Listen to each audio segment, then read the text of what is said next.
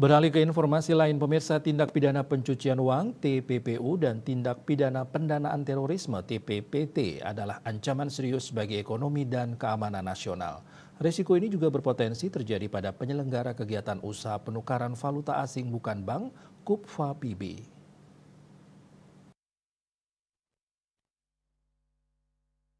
Oleh karena itu, Kantor Perwakilan Bank Indonesia Provinsi Bali (KPW) BI Provinsi Bali melakukan beberapa langkah strategis untuk memperkuat penegakan program APU PPT anti pencucian uang, pencegahan pendanaan terorisme di Indonesia di Provinsi Bali.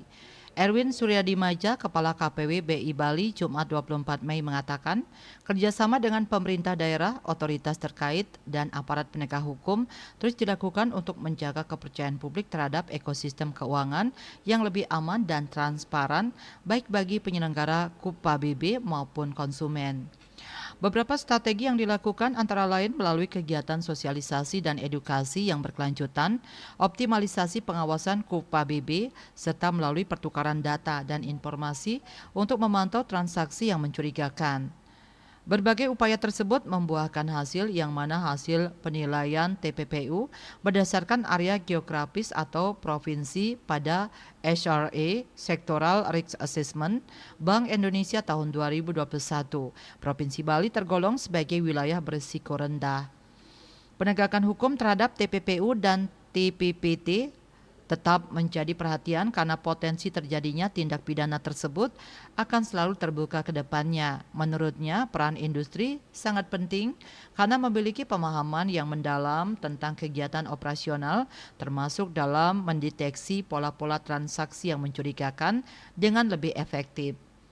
Beberapa penguatan terhadap pemenuhan APU PPTBB di Provinsi Bali membutuhkan peran aktif penyelenggara jasa keuangan termasuk pelaku KUPVABIB.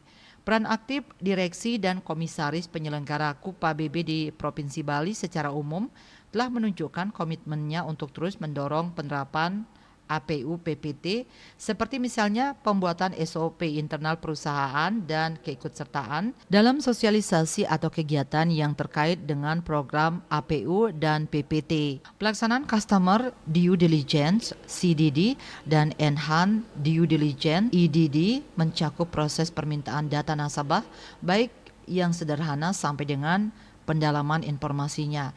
Kedua hal ini adalah penting bagi penyelenggara guna mengidentifikasi nasabah atau konsumen dan selanjutnya mengidentifikasi kewajaran transaksi nasabah.